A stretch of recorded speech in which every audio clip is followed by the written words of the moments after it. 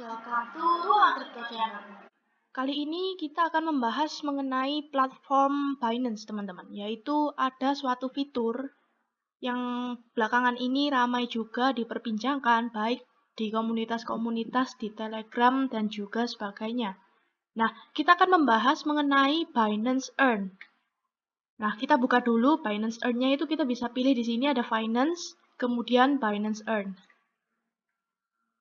Nah, jadi Binance Earn ini adalah suatu produk yang diluncurkan oleh Binance supaya kita bisa mendapatkan tambahan passive income, teman-teman. Walaupun kita sedang tidur pun kita bisa mendapatkan tambahan passive income. Nah, sebenarnya Binance Earn ini hampir sama seperti deposito di bank, teman-teman. Tapi memiliki perbedaan di dalam sistem pelaksanaannya. Nah, nanti kita akan membahas kembali lebih detail mengenai perbedaan dari Binance Earn ini dan juga deposito di dalam bank. Nah, jika kita membuka Binance Earn ini, maka kita akan melihat tampilan seperti ini, teman-teman. Kalau misalnya kita turunkan, kita akan bisa melihat seperti ini. Ada savings, ada log staking, ada launch pool, BNB Vault, dan juga ETH 2.0 staking. Nah, sekarang kita akan membahas satu persatu. Yang pertama yaitu savings. Nah, savings ini kita bisa buka di sini, view more, maka akan muncul tampilan saving, teman-teman. Nah, saving ini dibagi menjadi 3. Kalau bisa kita lihat, yaitu ada flexible savings, kemudian lock savings, dan juga activities. Di sini ada flexible, kemudian di bawahnya ada lock, dan terakhir ada activities. Kalau kita bahas satu-satu, flexible savings. Nah, flexible savings ini di mana kita akan menyimpan kripto kita secara fleksibel. Artinya kita bisa mengambil atau mengeluarkan kripto kita itu tanpa ada batasan waktu. Jadi kita misalnya memasukkan TKO. Nah, kita kalau mau ngambil TKO misalnya besok, kita masukin hari ini, kita ambil TKO-nya redeem besok, itu bisa, teman-teman. Karena ini bersifat fleksibel. Jadi nggak ada batasan waktu harus berapa lama kita taruh aset kita di dalam flexible saving ini.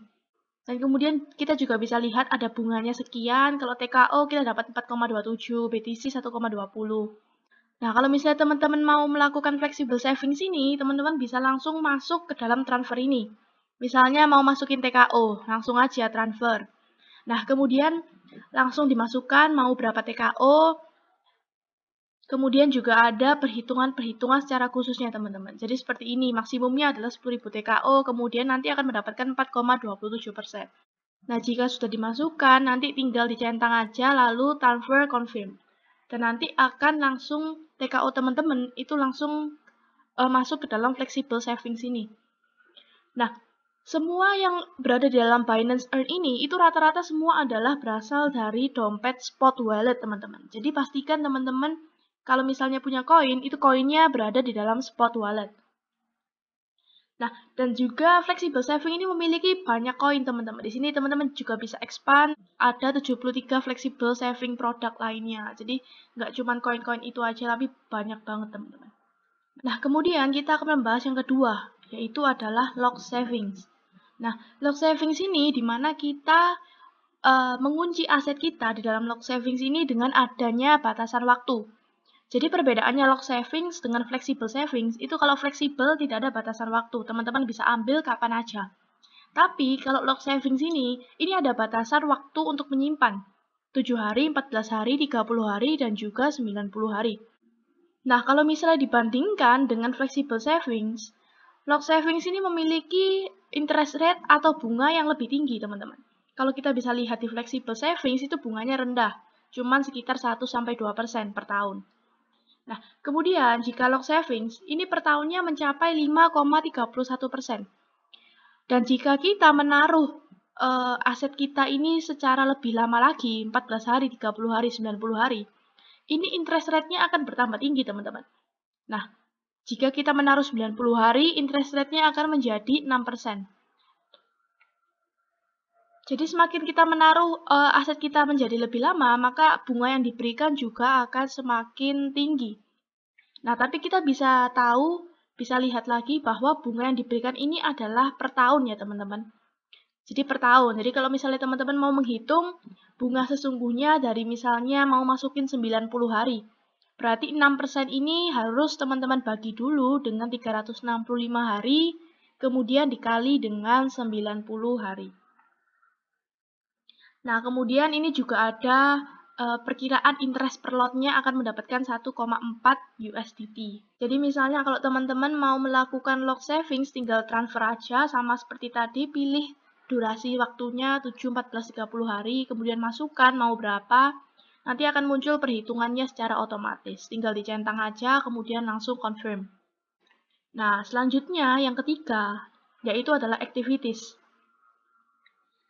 Nah, jadi activities ini adalah aktivitas lending, teman-teman. Jadi, di mana kita ini sebagai orang atau sebagai peminjam. Jadi, kita ini memberikan pinjaman terhadap aktivitas-aktivitas sekarang yang sedang terjadi di dalam koin-koin yang ada di Binance. Nah, tapi ini adanya itu nggak setiap kali, teman-teman. Jadi aktivitas ini biasanya bersifatnya itu terbatas dan juga diadakannya itu tertentu saja, teman-teman. Ini tidak terjadi terus-menerus dan juga memiliki batas atau limit kuota, teman-teman.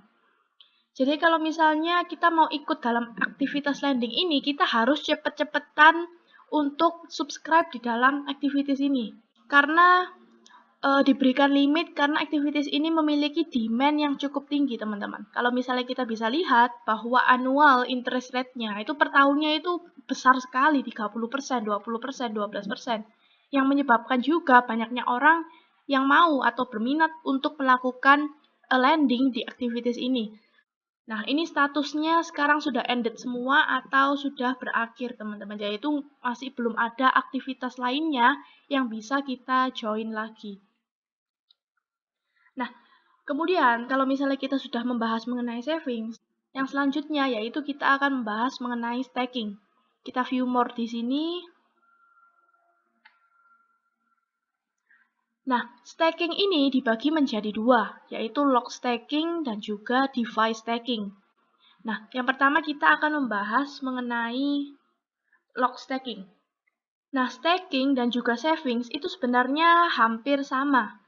Cuman bedanya kalau misalnya kita masuk di dalam staking, ini biasanya kita stake buat koin-koin yang termasuk dalam altcoin atau koin-koin yang memiliki volatilitasnya itu tinggi, teman-teman. Jadi mudah untuk naik dan juga mudah untuk turun.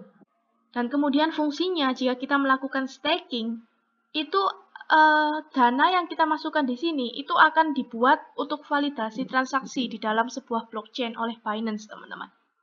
Nah, jadi di sini kalau kita bisa lihat di Expand ini, sebenarnya staking ini isinya tentang altcoin, teman-teman. Dan juga banyak banget di sini altcoin yang teman-teman bisa staking. Dan juga ada return-nya juga per tahun. Dan kalau misalnya kita bisa lihat di sini, semakin tinggi durasinya juga, maka return yang bisa kita dapatkan ini juga semakin besar, teman-teman. Jadi ini per tahun, bunga per tahun, nah seperti ini. Itu 10, 9%, seperti itu. Nah, tapi kalau misalnya kita bisa lihat, di sini statusnya sold out semua untuk yang 90 hari. Cuman kalau untuk yang 15 ini, misalnya KSM, 15 ini masih tersedia, 30 udah sold out. Dan juga minimum dari lock-nya ini sebenarnya kecil, teman-teman. Jadi teman-teman nggak butuh dana atau modal yang besar untuk melakukan staking ini. Dengan modal yang kecil pun juga bisa.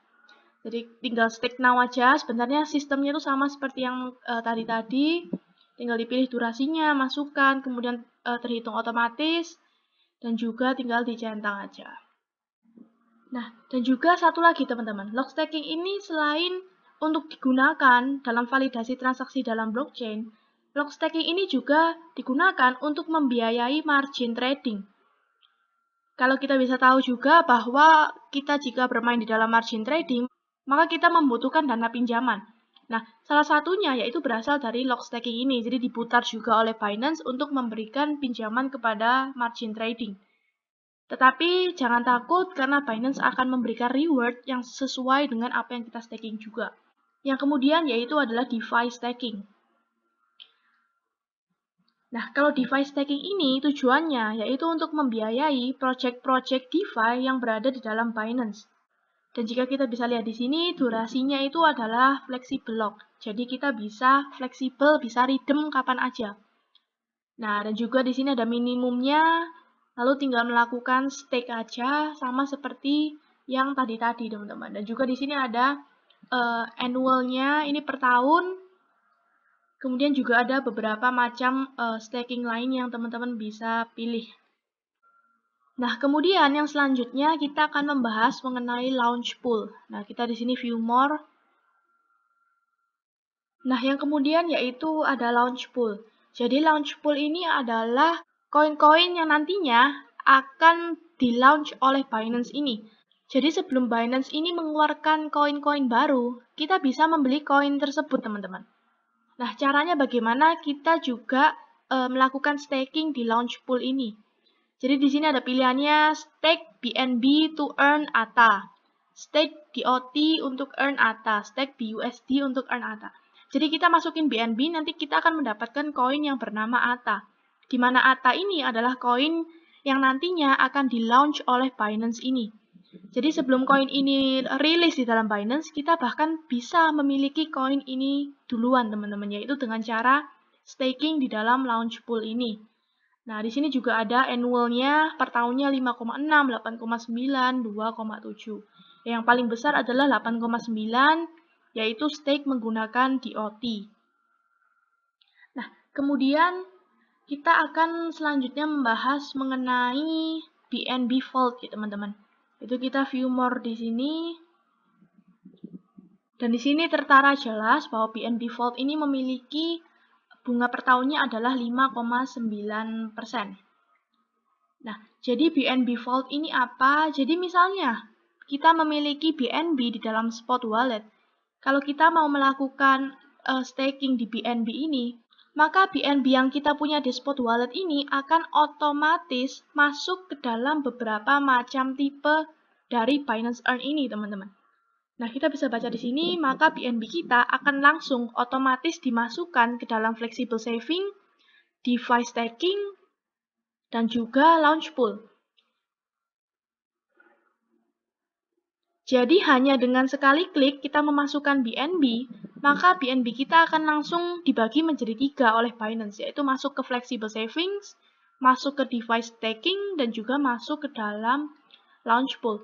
Jadi BNB yang kita punya ini akan mendapatkan return yang lebih besar juga. Jadi seperti ini perhitungan oleh Binance. Dimasukkan ke saving dengan returnnya 0,67, launch pool dengan returnnya 5,23, dan juga lainnya. Nah, jadi karena dimasukkan otomatis oleh Binance ini, maka jika dimasukkan ke dalam launch pool, karena tadi launch pool yang sedang berjalan sekarang adalah koin ATA, maka kita akan mendapatkan rewardnya juga berupa koin ATA ini, teman-teman. Dan juga kalau misalnya teman-teman mau staking, tinggal di sini aja ada stake, tinggal masukin berapa BNB-nya, lalu dicentang, lalu di confirm. Nah, jadi kalau misalnya teman-teman mau stake 10 BNB, maka di sini nanti akan muncul 10 BNB. Kemudian ada unstake. Jadi unstake ini adalah kita menarik koin BNB kita. Misal tadi kita masukin 10, lalu kita mau tarik 5. Kita masukkan di sini 5, tinggal dicentang, nanti maka di sini akan sisanya 5, teman-teman. Jadi seperti itu untuk BNB Vault. Nah, kemudian kita akan membahas mengenai ETH 2.0 staking. Nah, di sini ETH 2.0 staking ini kita bisa baca prosesnya di sini. Nah, jadi kita itu stake atau menyimpan koin Ethereum kita. Nah, tetapi di ETH 2.0 staking ini kita nggak bisa mengambil koin ETH kita kurang lebih dalam kurun waktu 2 tahun. Kenapa? Karena kita harus menunggu peralihan dari ETH ini menjadi ETH 2.0, di mana peralihan ini membutuhkan waktu kurang lebih selama 2 tahun, teman-teman. Nah, yang nantinya kita akan mendapatkan koin berupa BETH. Nah, BETH dan juga ETH ini memiliki rasio 1:1 atau memiliki harga yang sama, teman-teman, 1:1. Nah, kemudian reward distribution-nya yaitu di dalam BETH kita akan mendapatkan reward berupa BETH. Kemudian kita bisa redeem-nya kapan? Yaitu pada saat ETH 2.0 ini sudah komplit atau sudah terjalankan, teman-teman. Jadi, ya selama kurang lebih 2 tahun ini sampai ETH 2.0 ini sudah dilaksanakan, sudah peralihan dari ETH menjadi ETH 2.0, kita baru bisa mendapatkan reward berupa BETH dan juga bisa redeem ETH ini. Nah, jadi seperti itu. Kemudian, selain daripada hal-hal yang di sini, teman-teman, kita juga bisa scroll ke atas kembali. Kita bisa melihat ada yang high yield. Nah, high yield ini juga termasuk dalam high risk, teman-teman. Atau yang memiliki resiko yang lebih tinggi. Kalau misalnya kita bisa klik yang high yield, nah maka akan muncul ada dua macam, yaitu liquid swap dan juga dual investment. Yang pertama kita akan membahas mengenai liquid swap dulu ya teman-teman. Kita akan view more. Kita confirm aja. Nah, di sini ada liquid swap. Nah, liquid swap itu sebenarnya sama dengan swap-swap lainnya teman-teman, seperti Uniswap, seperti PancakeSwap, di mana kita ini sebagai penyedia likuiditas untuk memberikan likuiditas kita atau meminjamkan likuiditas kita ke dalam Binance ini. Nah, di sini juga ada caranya teman-teman. Jadi likuiditas ini yaitu berbasis pair. Nah, di sini ada berbagai macam pair, teman-teman bisa pilih. Misalnya saya kasih contoh aja. Di sini misalnya ada Doge USDT. Nah, di sini ada 3 pilihan, add Doge plus USDT, add Doge, atau add USDT. Kalau misalnya teman-teman punya 2 koin sekaligus, yaitu punya Doge, punya USDT, mending langsung masuk yang ke add Doge plus USDT. Karena di sini memiliki fee-nya 0. Tapi kalau misalnya cuma punya satu koin, yaitu Doge aja atau USDT aja, itu juga bisa. Cuman bedanya, kalau misalnya kita cuma memasukkan salah satu ini, kita akan dikenakan fee, teman-teman. Jadi kita bisa refresh dulu. Nah, nanti di sini di detailsnya ini nanti akan muncul fee-nya. Kalau teman-teman udah masukin amount yang dimasukkan. Jadi mungkin kalau misalnya masukin Doge aja, masukin USDT aja, itu ada fee-nya sebesar 0,0 sekian. Tapi kalau masukin dua-duanya langsung, itu nggak kena fee. Dan nanti akan langsung muncul di dalam perhitungannya ini, tinggal dicentang aja, kemudian di-add. Nah, kemudian saya mau menjelaskan lagi untuk yang memasukkan salah satu koin, yaitu untuk Doge aja atau USDT aja. Nah, jika kita masukkan misalnya, kita masukkan Doge aja, kita memasukkan 10 Doge. Nah, nanti otomatis oleh Binance Liquidity ini, Doge kita 10 ini akan terpecah menjadi dua, yaitu sebagian untuk Doge, sebagian untuk USDT. Jadi nanti otomatis Binance ini akan memecah Doge kita menjadi dua seperti ini kira-kira teman-teman. Jadi setengahnya untuk Doge, setengahnya untuk USDT secara otomatis. Nah, jadi seperti itu.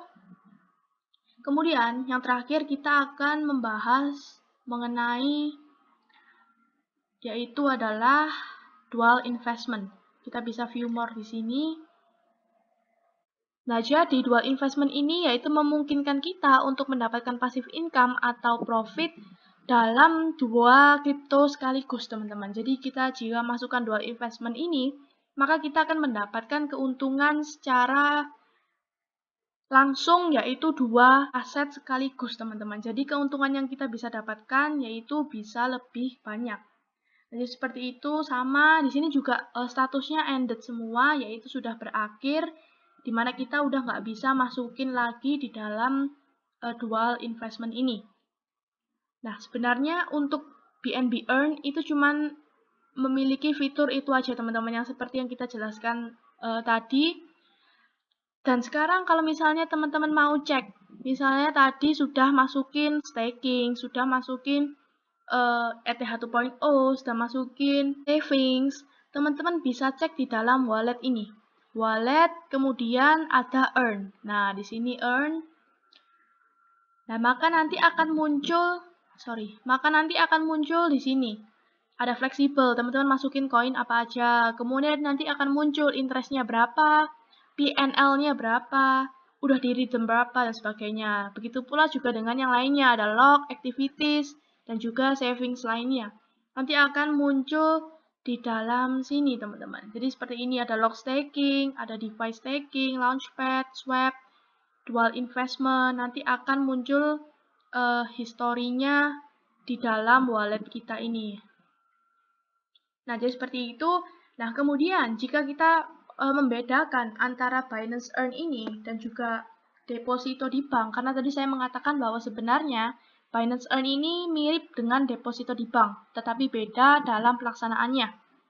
Nah, kalau misalnya kita mau melihat perbedaannya dengan deposito di bank, deposito di bank itu juga sama-sama memiliki durasi, yaitu berapa bulan gitu kan teman-teman kalau mau melakukan deposito. Kalau misalnya tentang bunga, sebenarnya bunga itu lebih tinggi jika kita melakukan penyimpanan di Binance Earn ini. Kalau bisa kita tahu, suku bunga bank itu sebenarnya terbilang cukup rendah juga, teman-teman. Nggak semua bank rendah, cuman rata-rata dari sekian banyak bank itu biasanya memiliki suku bunga yang rendah. Seperti ini, 1 tahun. Mandiri rata-ratanya 3%, kemudian 3,75, 3,9, 4, dan juga sebagainya, teman-teman. Nah, tapi kalau misalnya kita bisa bandingkan dengan Binance Earn, itu suku bunganya bisa mencapai 6%, teman-teman. Yang pastinya itu akan jauh lebih tinggi daripada di bank. Nah, kemudian jika kita melakukan deposito di dalam bank, kita bisa mengetahui bahwa bank ini mengenakan penetapan pajak, yaitu sebesar 20% oleh pemerintah, sesuai dengan nilai minimum yang kita masukkan di dalam deposito itu, yang sesuai dengan aturan pemerintah. Yang kalau misalnya saya tidak salah, itu di atas 7,5 juta, itu kita akan menerima bunga yang jauh lebih kecil, karena dikenakan pajak 20% itu. Maka bunga yang harusnya kita dapat, itu nanti akan dikurangkan lagi pajak sebesar 20%. Dan kemudian juga, kalau misalnya deposito ini, kita juga memiliki batasan waktu, teman-teman, 1 bulan, 3 bulan, 6 bulan, 12 bulan, dan juga sebagainya.